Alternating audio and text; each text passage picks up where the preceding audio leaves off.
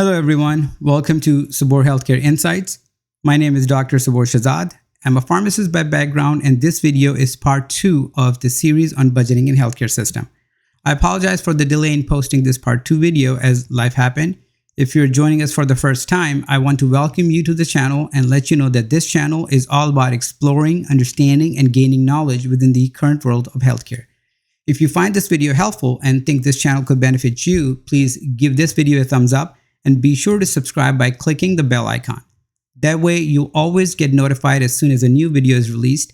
This also helps in supporting the channel so we can keep bringing you valuable content. In our part 1 video, we talked about healthcare budgeting and its importance, some prerequisites for the budgeting process, budget types, and different approaches to budgeting.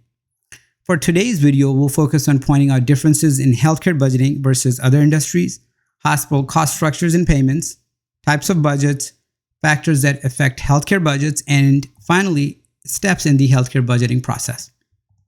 Any references used for this discussion will be displayed at the end of this video.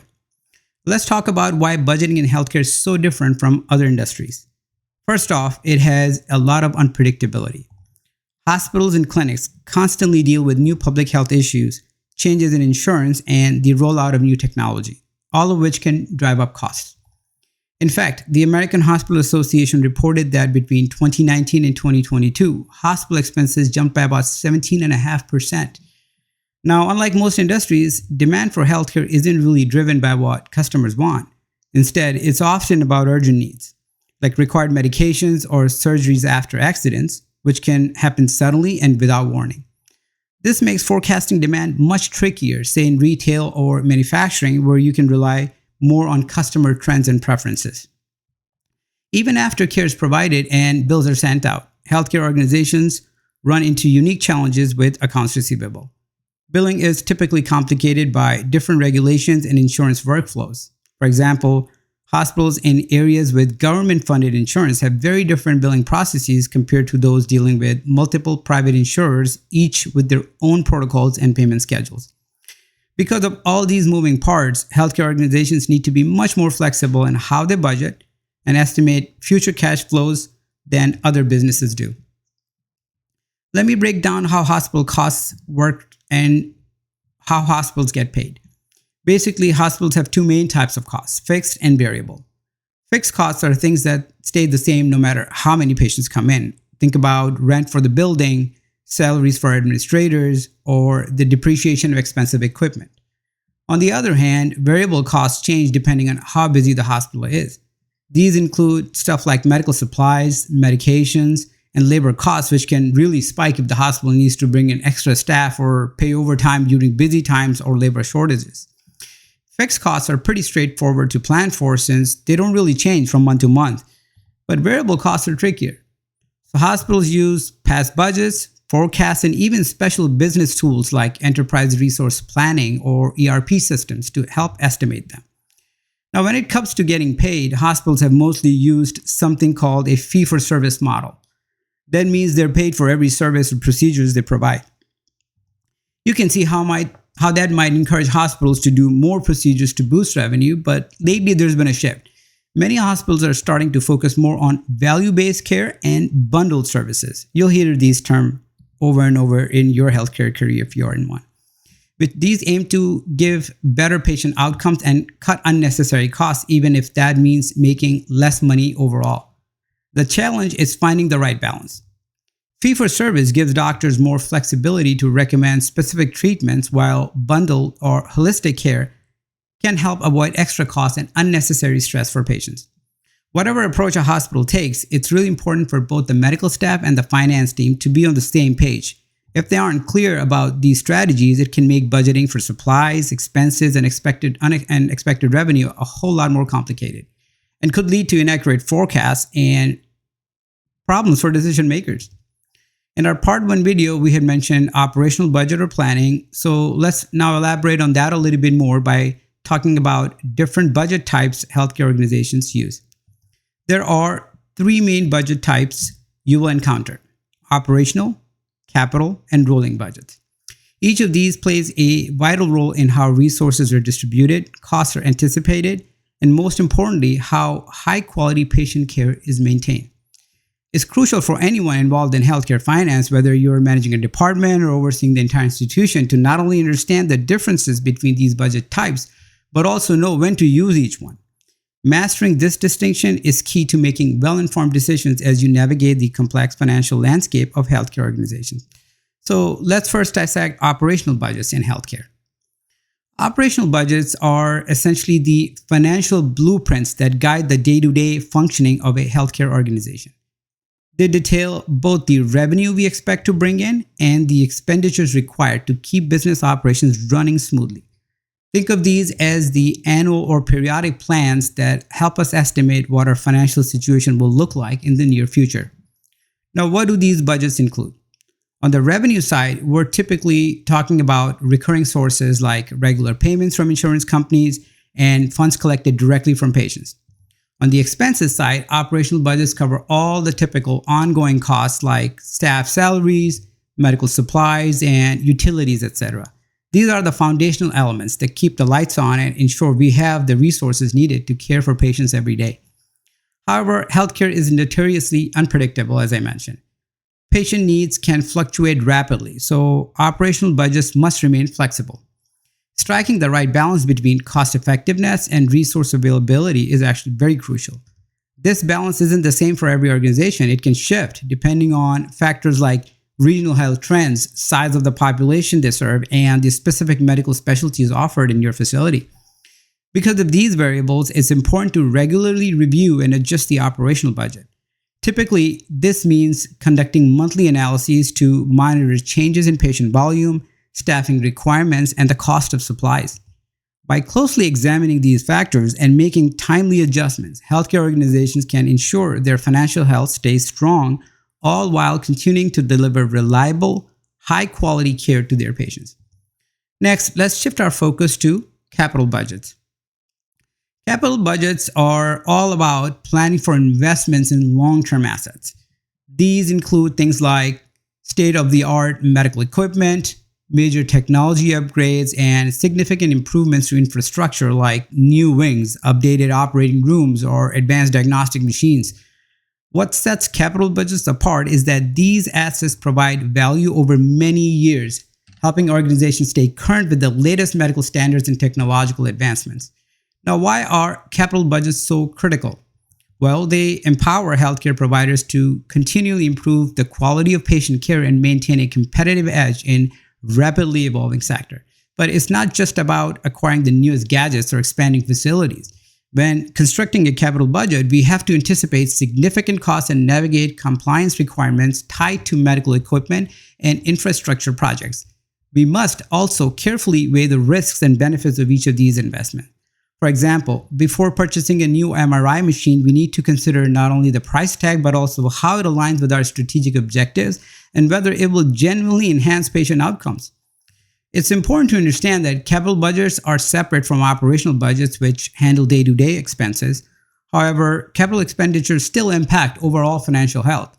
Overspending on long-term assets can create cash flow problems that affect daily operations and potentially patient care, sometimes even before those investments have had the opportunity to pay off. That's why regular review and adjustments of the capital budget is essential. By staying flexible and responsive to changes in technology, patient needs, and the broader healthcare environment, organizations can make sure they are using their resources wisely. Ultimately, this helps them avoid overextending themselves or investing in unproven technologies that might strain their finances and compromise the standard of care. The last type is the rolling budget. So let's talk about why rolling budgets are valuable in healthcare organizations. Traditional budgeting methods often involve setting a financial plan once a year, which can be slow to respond to any rapid changes. This can create issues because there's often a lag between when data is collected and when it's actually used to make decisions, leading to potential funding gaps or inaccuracies in our overall financial planning. To address this, many healthcare organizations have adopted what's called a rolling budget. Instead of locking in a budget for the whole year and sticking to it, a rolling budget is constantly updated. Here's how it works. Managers and accountants set up a budget for a specific period ahead, typically 12 to 15 months, and then revisit and update this budget at regular intervals, such as monthly or quarterly. Each time they review, they extend the budget by adding new financial forecasts at the end of it. For instance, imagine a hospital starts the year with budget running from January 2025 through December 2025. At the end of the January, the organization reviews how closely their spending and revenues matched the original plan, if there are any discrepancies or if new information has come to light, like changes in patient volume or the adoption of new medical technology. The budget can be adjusted for the following month, say from February 2025 through December 2025 again, and now they also start to plan for February 2026. This cycle continues each month, so there's always an up-to-date budget looking 12 months ahead. The real advantage here is flexibility. Instead of having to create a brand new budget from scratch every year, the organization makes smaller, more manageable adjustments throughout the year. This approach helps keep the budget accurate and responsive to both unexpected changes and new developments in healthcare. We've already talked about how there is great unpredictability in healthcare, so let's now talk through some of the key factors that shape hospital budgets. Keeping in mind just how complex and interconnected these elements can be. Imagine you're at the helm, balancing everything from unpredictable patient numbers to the broader economic climate, all while ensuring high-quality care remains at the forefront. The first factor to consider is patient volume and mix. The number of patients a hospital serves at any given time is a major driver of its budget. High patient volumes can stretch resources thin, while lower volumes may lead to wasted resources and unnecessary cost. But it's not just about the numbers. Patient mix matters too. This refers to the range of ages, health conditions, and types of insurance coverage among your patient population. Different treatments and payment methods can have big cost implications. That's why hospitals carefully track trends in both patient volume and mix, using this data to improve budgeting, forecasts, and maintain flexibility to respond to public health developments. Next, let's look at reimbursement rates and their impact. These are the amounts hospitals receive for services they performed, as dictated by insurers, and government programs like Medicare and Medicaid. Reimbursement rates are always evolving, influenced by variables like nature of services provided, where it is provided, and the patient's insurance plan. Changes here can directly impact hospital revenue, so it's essential to stay up to date and adjust budgets accordingly, ensuring there's enough to cover both operational needs and future investments. Staffing costs are another huge consideration, often taking about half of a hospital's total budget. This includes not only salaries for doctors, nurses, and support staff, but also benefits, training, and even recruitment expenses. These costs can fluctuate, think overtime or hiring temporary staff during busy periods. For context, between 2019 and 2022, labor costs for hospitals increased by over 20% due to heavier reliance on contract staffing. Smart budgeting involves monitoring key metrics like staff to patient ratios and productivity to strike a balance between meeting demand and controlling labor expenses. We also can't ignore inflation. When prices of goods and services rise faster than the hospital revenue, every part of the operation feels that squeeze, from medical supplies and utilities to staff wages, and you've heard that abroad in many organizations. Hospitals need to regularly review and adjust their budgets to account for inflation or risk ending up with shortages in both supplies and staff. Another major area is supplies and medical equipment. Hospitals need everything from everyday items like gloves to big-ticket equipment such as CT or MRI machines. Costs here are driven by order size, market demand, supply chain disruptions, and new innovation. It's important to monitor equipment performance and technology advancements so that repair and replacement costs can be budgeted as well accurately. Regular reviews help balance preparedness with cost-effectiveness, keeping financial surprises to a minimum. Another factor that plays a significant role is technology and medical advancements. While new technologies often require substantial upfront investments in staff training, they can actually improve efficiency and care quality in the long run. However, one cannot ignore their high costs, so their costs and benefits may not be as obvious right away. So what hospitals need to do, they need to keep their budgets flexible to accommodate both immediate expenses and long-term gains. Looking at capital expenditures as a factor next. These are investments in long-term assets like new buildings or major equipment upgrades. These expenditures are essential for sustaining and improving care quality, but they require careful planning. Hospitals must evaluate the return on investments, current financial health, and timing before making any big purchases to ensure these investments align with the strategic goals and don't jeopardize day-to-day operations. Regulatory compliant costs are actually another factor which people tend not to think about. Hospitals have to follow a range of regulations and standards, which means investing in staff training, IT security, system upgrades, and regular audits. Regulations can change frequently, so it's important to build flexibility into the budget to cover these evolving costs. Failing to comply with these costs can be very costly, not just financially, but also in terms of reputation. You also can't forget community health needs. Every hospital serves a unique population, and the needs of the community, such as age demographics or the rate of uninsured patients, affecting your budgeting priorities. Hospitals analyze local data, conduct outreach, and gather feedback to ensure budgets reflect the specific needs of the people they serve. This not only improves care but also supports more accurate and reliable financial planning. Economic conditions next. They are at the local and national levels that can have a big influence. Economic downturns can increase the number of uninsured patients, putting pressure on hospital resources. On the flip side, a strong economy may boost demand for elective procedures, but it can also drive up costs for labor and supplies. Hospitals must adapt their budgets thoughtfully to respond to these shifts rather than relying on one-size-fits-all type solutions. Finally, public health events such as pandemics or natural disasters that we have seen recently can dramatically alter hospital needs and costs, often with little warning. As an example, the COVID-19 pandemic led to huge spikes in demand for personal protective equipment, leaving many hospitals scrambling to keep up.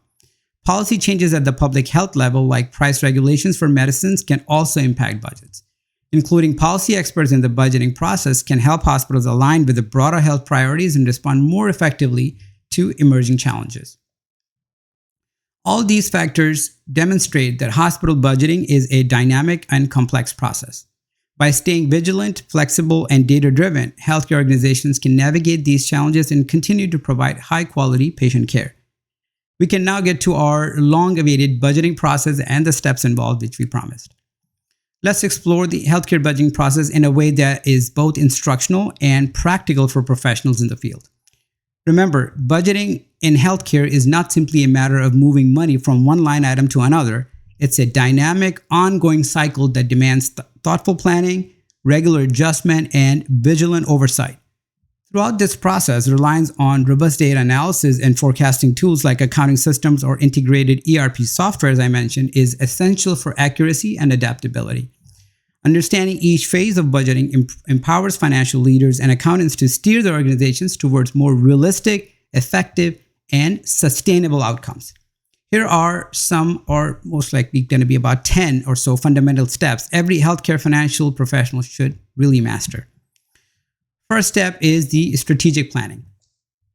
Before you begin drafting a budget, you should start by clearly defining your organization's overarching mission, objectives, and long-term goals. Evaluate your financial health and operational strengths and consider the prevailing trends and challenges in the healthcare landscape. This foundational analysis ensures your budget is purpose-driven and aligned with your own institution's strategic direction. Second step involves revenue forecasting. Here, our focus shifts to revenue, which means estimating the various income streams that will support your organization's operations for the coming period. To do this effectively, it's important to leverage advanced analytics and review historical financial data. Key revenue sources typically include patient service fees, reimbursements from insurance providers, government funding, grants, and even charitable donations. Accuracy in this phase is actually very critical. If you overestimate your anticipated revenue, your organization could encounter budget shortfalls that impact services and operation. Conversely, if you underestimate your revenue, you may fail to allocate resources efficiently, leaving some assets underutilized. Striking the right balance requires careful analysis, ongoing review of market and policy trends, and of course, a collaborative approach across departments to ensure your revenue predictions are as realistic as possible. After revenue forecasting, next step involves expense forecasting. When you're projecting expenditures, it's important to start by categorizing your costs into two main types, that is, fixed and variable, as I mentioned before. Fixed costs are those that remain relatively stable from month to month. Think of salaries of permanent staff or long-term lease payments for your facilities. On the other hand, as the name is going to suggest you, variable, that costs fluctuate depending on your organization's activity levels. Some examples include medical supplies, utilities, overtime wages. All of these can increase or decrease with patient volume. To estimate these expenses accurately, you should really analyze both market trends and your own historical spending data. This helps ensure your projections are grounded in reality rather than guesswork.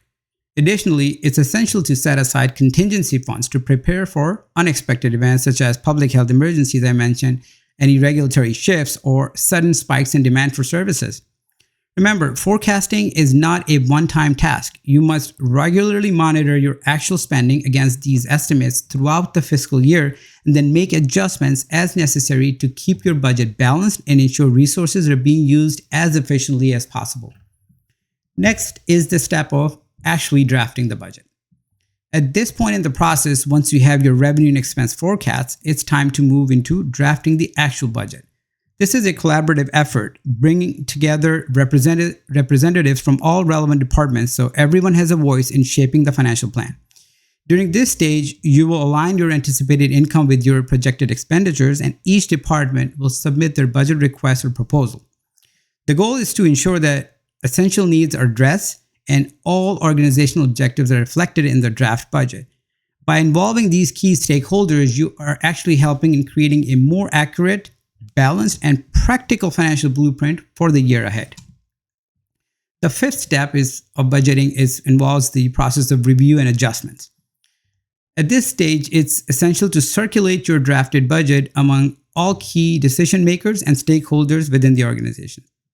Think of this as an opportunity for collective review where each leader brings their unique insights and concerns to the table. As feedback comes in, your task is to refine and adjust the budget, ensuring that every figure is both realistic and in line with your organization's broader strategic priorities. Remember, this isn't just about making minor edits. You'll need to pay close attention to any significant internal changes, such as restructuring or program expansions, as well as external factors like shifts in healthcare regulations or market conditions that could affect your financial plan. By thoroughly calibrating the budget at this review stage, you increase the chances of a smooth approval process and set your organization up for financial stability moving forward. Next, you go to the step of final approval. Let's talk about what happens after you have carefully reviewed and refined your budget draft. The next critical phase is to finalize your budget and obtain approval formally from all stakeholders, including executive leadership, department heads, and when necessary, boards or governing bodies.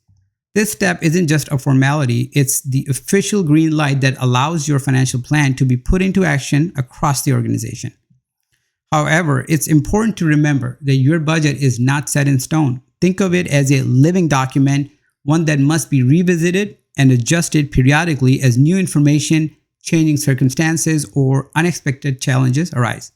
By maintaining this flexible approach, you ensure that your organization stays financially resilient and responsive to both internal developments and broader shifts in the healthcare environment. After receiving final approval, you're at the implementation step. In this step, you ensure that the finalized budget is communicated clearly to all relevant departments and team members. It's not enough to simply send out the numbers. Take the time to explain the budget's key elements and provide context for each area's allocations. Make sure every stakeholder understands their specific responsibilities within the financial plan and how their daily decisions and actions contribute to achieving the organization's broader financial objectives. This clear communication fosters accountability, encourages alignment across teams, and helps ensure that everyone is working collaboratively toward the same strategic goals. Once implementation is complete, you start the monitoring process or the monitoring stage. Now, it's not enough to create a budget and just set it aside. You need to actively track your organization's financial performance on a regular basis. This means using comprehensive financial reports to compare your actual revenues and expenses against the figures you originally projected. Pay close attention to any difference, whether there are small variances or significant gaps, because both can reveal important trends or emerging issues. In addition, utilize key performance indicators. These might include inventory turnover rates, the speed at which you receive reimbursements, or the costs associated with providing uncompensated care.